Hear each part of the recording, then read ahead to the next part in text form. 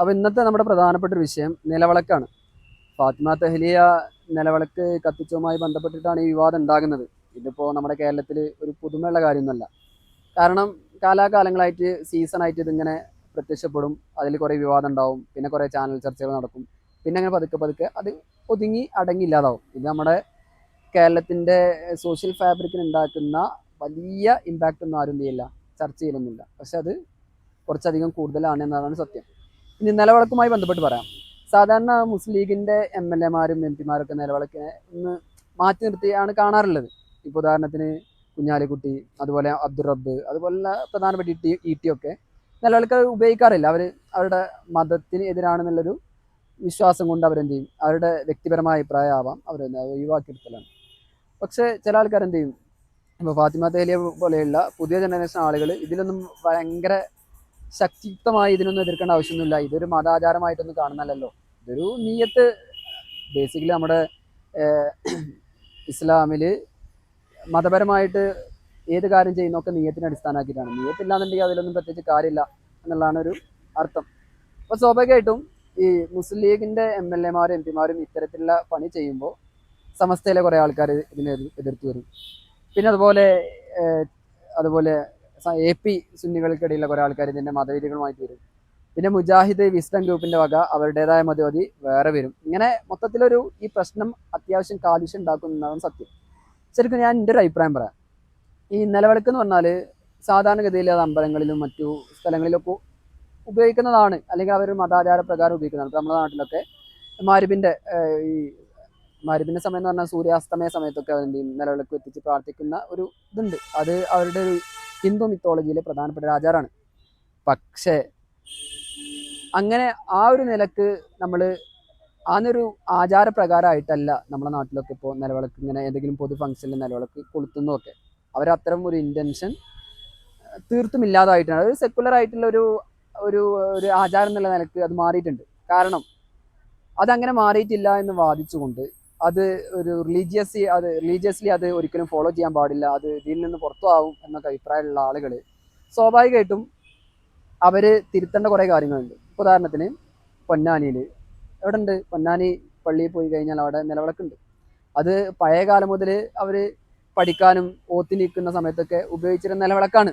പക്ഷേ ഈ കാലത്ത് പുതിയ LED ബൾബും ഒക്കെ വന്ന സമയത്ത് ആവുകയാണെങ്കിൽ അത് എന്ത് ചെയ്യാം, ഫേസ് ഔട്ട് ചെയ്ത് ഒഴിവാക്കാമല്ലോ ഈ നിലവിളക്കിൻ്റെ പ്രശ്നം ഉണ്ടെന്നുണ്ടെങ്കിൽ. പക്ഷെ ആരും എന്ത് ചെയ്യുന്നില്ല, ഒഴിവാക്കുന്നില്ല. ഇനി പല ജാറങ്ങളിൽ നിന്നും എന്ത് ചെയ്യുന്നുണ്ട്, ഇത്തരം നിലവിളക്ക് ഉപയോഗിക്കുന്നുണ്ട്. അതൊരു പ്രകാശം തരുന്ന വസ്തു എന്നുള്ള നിലക്ക് മാത്രമായിട്ടാണ് കാണുന്നതെങ്കിൽ അത് പല സമസ്തയുടെയും സ്ഥാപനങ്ങളുടെ കീഴിലുള്ള ജാറങ്ങളിലൊക്കെ ഈ പ്രശ്നമുണ്ട്. അപ്പോൾ അങ്ങനെ കാണുന്ന ഒരു സിറ്റുവേഷൻ ആണെന്നുണ്ടെങ്കിൽ അവിടെയൊക്കെ LED ബൾബ് കൊണ്ടുവന്ന് ആ സാധനങ്ങൾക്ക് ഒഴിവാക്കണ്ടേ. അപ്പോൾ നമ്മളൊരു ബൗസ്റ്റർ സമൂഹമാണ്. അതിൽ നമ്മുടെ സംസ്കാരങ്ങളും വിശ്വാസങ്ങളും ആചാരങ്ങളും ഒക്കെ പരസ്പരം അങ്ങോട്ടും ഇങ്ങോട്ടും കൈമാറിയിട്ടാണ് ജീവിക്കുന്നത്. ഇപ്പോൾ വേറെ ഉദാഹരണം പറയാം. നമ്മളെ നാട്ടിലൊക്കെ കൊടിമരം എന്ന് പറഞ്ഞൊരു കോൺസെപ്റ്റ് ഉണ്ട്. അമ്പലങ്ങളിലാണ് സാധാരണ ഈ കൊടിമരം കാണാറുള്ളത്. പക്ഷേ നമ്മുടെ മലപ്പുറത്തൊക്കെ ഉള്ള തൃപ്പഞ്ചി, മമ്പുറം സ്ഥലങ്ങളിലൊക്കെ ഈ കൊടിമരം ഉണ്ട്. ഈ കൊടിമരം എങ്ങനെയാണ് വന്നത്? അത് ബേസിക്കലി ഹിന്ദു മിത്തോളജിയിൽ നിന്ന് വന്നതാണ്. പക്ഷേ ഇന്നത് കൊടിമരം വെക്കുന്നതൊരു പതാക ഉയർത്തുന്നതൊന്നും ഒരു ദീനി വിരുദ്ധമായ കാര്യമായിട്ടൊന്നും ആരും കാണുന്നില്ല. കാരണം പല പാണക്കാട് സാദാത്യങ്ങളും സമസ്തയുടെ തന്നെ ഉന്നതരായ നേതാക്കന്മാരൊക്കെയാണ് ഇപ്പോൾ പല സ്ഥലങ്ങളിൽ ഈ കൊടി ഉയർത്തുക എന്നുള്ള പരിപാടി, ആചാരം നടത്തുന്നത്.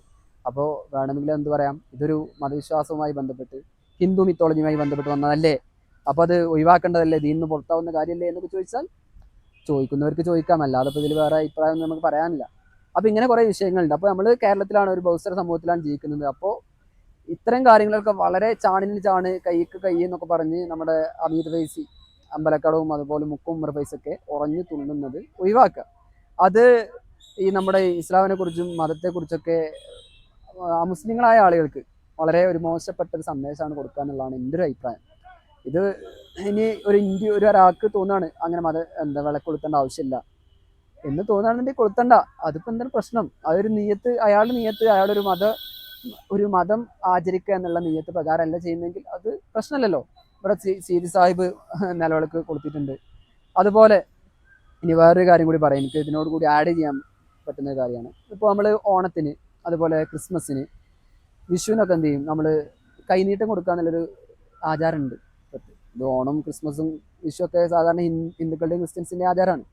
പക്ഷേ ഈ കൈനീട്ടം കൊടുക്കുക എന്നുള്ളത് അതും ഈ ആചാരത്തിൻ്റെ ഭാഗമായി വന്ന കാര്യമാണ്. നമ്മൾ പാണക്കാടൊക്കെ പോയി കഴിഞ്ഞാൽ, ഈ പാണക്കാട് നമ്മുടെ സാധിക്കുന്നങ്ങളുടെ കേസ് മാത്രമല്ല, അതിൽ മുൻഗാമികളായ മുനവറിൽ നമ്മുടെ ഹൈദരലി തങ്ങളുടെ കാലത്തും അതുപോലെ മുഹമ്മദ് തങ്ങളുടെ കാലത്തൊക്കെ അവിടേക്ക് മാവേലിയുടെ വേഷത്തിൽ എന്ത് ചെയ്യും, ഓണത്തിനൊക്കെ കയറി ചെല്ലും. അപ്പോൾ അവർക്ക് എന്ത് ചെയ്യും, വല്ല ദക്ഷിണയായിട്ട് അല്ലെങ്കിൽ കണിയായിട്ടൊക്കെ എന്ത് ചെയ്യും, അവർക്ക് എന്തെങ്കിലുമൊക്കെ സമ്മാനങ്ങളോ ചിലപ്പോൾ ഈത്തപ്പഴമായിരിക്കും കൊടുക്കുന്നുണ്ടാവുക.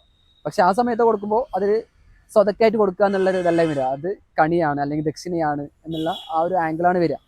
അപ്പോൾ അതൊക്കെ പ്രശ്നമല്ലേ എന്ന് ചോദിക്കേണ്ടിയിരിക്കും. ഇങ്ങനെ നമ്മൾ ഡേ ടു ഡേ കാര്യങ്ങൾ ഓരോന്ന് എന്താ പറയുക, ജാസൂസിൻ്റെ വലാത്ത ജസൂസ് എന്നൊക്കെ പറയുന്ന ഹദീസുകളും ആയത്തുകളും കേട്ടിട്ടുണ്ടാകും. നമ്മൾ ജാസൂസായി ഓരോ കാര്യങ്ങളും ചെയ്യുന്ന കാര്യങ്ങളൊക്കെ മൈന്യൂട്ടായിട്ട് അനാലിസ് ചെയ്യാൻ തുടങ്ങിക്കഴിഞ്ഞാൽ ഇങ്ങനെ ഒരുപാട് കോൺട്രഡിക്ഷൻസ് നമുക്ക് ഫേസ് ചെയ്യേണ്ടി വരും. അപ്പോൾ ഇത്തരം കാര്യങ്ങളൊക്കെ ഒരു എന്താ പറയുക, ഒരു മൈൽഡായി ഒരു ലിബറലായിട്ട് ഈ വിഷയങ്ങളൊക്കെ സമീപിക്കുന്നതാണ് ഒന്നുകൂടി ഉചിതം എന്നാണ് എനിക്ക് ഈ വിഷയത്തിൽ പറയാനുള്ളത്.